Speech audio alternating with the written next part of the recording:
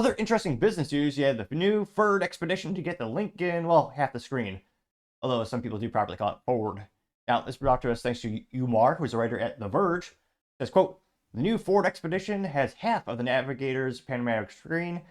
Well, Ford's 2025 Expedition runs an Android automotive like Lincoln's refreshed Navistar and Nautilus, but without their massive pillar-to-pillar displays, which, yeah, ironically, I work in tech, but I kind of have a disdain for most tech and automobiles. I I would love to get like a 2000s era Corvette Z06 or something that's just three pedals and just heated seats is the only modern tech I really appreciate in cars. Though that was patented by Cadillac, I believe, in 1950, was it 6 or 58? But I partially digress. In this case, the new Lincoln has a screen that goes literally pillar to pillar, and it's an OLED fancy looking screen. Good luck when one or two pixels start to break and you have to try to replace that in 5 to 10 years. That's yeah, it's gonna be yeah, maintaining tech long term is so prohibitively. It's just I don't know. I don't know how they'll be able to comprehend that. And there you can see the new Ford Expedition, which just looks like the last one, but they added some more curves, slightly fancier, wheelbase about 28 feet wide. I'm only partially exaggerating there. Now they say, "quote Ford is launching a redesigned version of the largest SUV lineup now, including Ford's brand new digital experience infotainment system." That was fancy. Nothing else to break. The 2025 Expedition is the second Ford that'll get the Android automotive-based system after the new Explorer, but the new SUV's dashboard and UI will look like a chopped-down version of the giant panoramic display first introduced in the 2024 Lincoln Nautilus. Let's see if they have a picture of that monstrosity. Yeah, there you see. So you got the little... Oh, that's fancy. Not Ford or Lincoln, but the actual The Verge website, they have a little thing you can swipe back and forth. There you see the Ford. Then you swipe around, they get the Lincoln. All right. Yeah, so the Ford dashboard looks like maybe about 2 feet wide in terms of the little additional screen in front of you. And then you have the ginormous like iPad screen in the middle, because of course. And what the hell? I don't know why I hate these things, but it looks like the drivetrain select. So if you want to go to park or reverse or neutral, it's a knob, which is ridiculous. You just have a third pedal to stick, but that's just me. Then you could swipe and you can see the Lincoln. And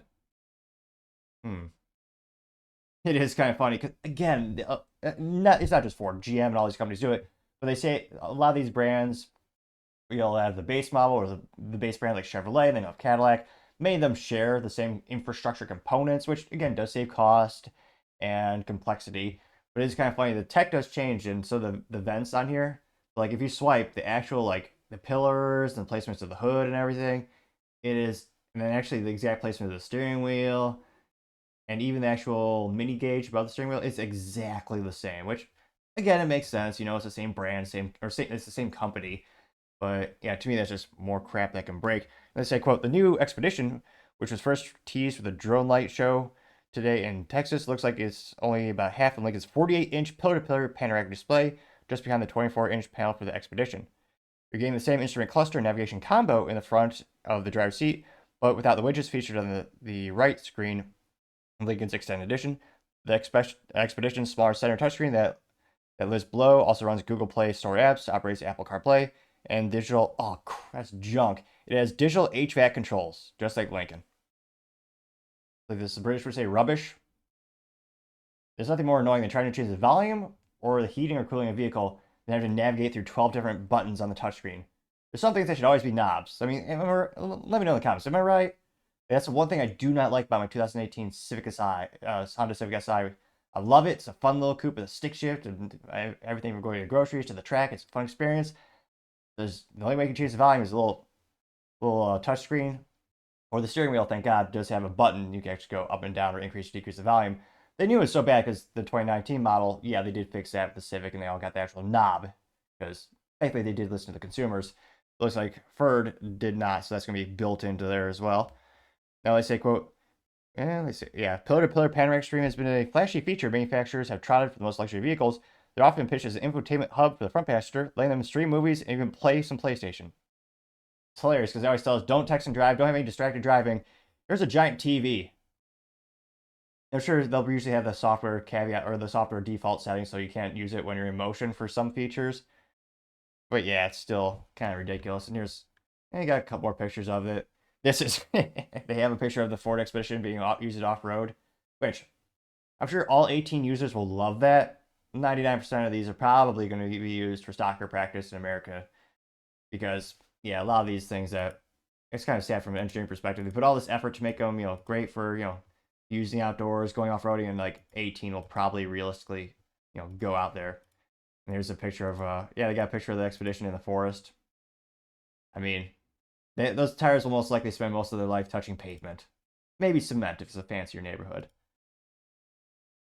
Yeah, I don't know. Steering wheel looks god awful ugly to me. Yeah, I don't know what Ford's thinking. But again, they'll probably sell a bunch of these units. Oh, even more disappointing, even more anemic. Ford, you're killing me here. They don't give you the good old V8. Oh, they give you a V6 for this thing? Wow. Now they say, quote, at first glance, the Expedition seems like a copy of the Lincoln Navigator with a split rear gate, in addition to a light bar up front, and a similar 3.5-liter V6 under the hood. It's an EcoBoost from Ford. It'll give you 440 horsepower. Now they do say they end it saying Ford does not offer a hybrid powertrain for this, which, yeah, that's no one wants that.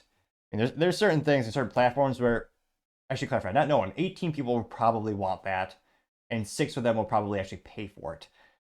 But come on, Ford. You're known for making a good old V8. Why not? I know the government's kneecapping you with all the regulations, all the fines. I understand, they're putting your tires to the fire, something to that effect. But yeah, it's just a little bit more disappointing as well. And yeah, it'll be interesting to see how many of these, giant SUVs are selling these days. Usually you see these move a lot of units when there's cheap gas, good economy. And every time the economy gets a little bit worse, people are a little more conscientious about their fuel economy and total cost of ownership. Interestingly enough, I'm not seeing a MSRP for this, but probably expect the price of a small house. I'm only partially kidding.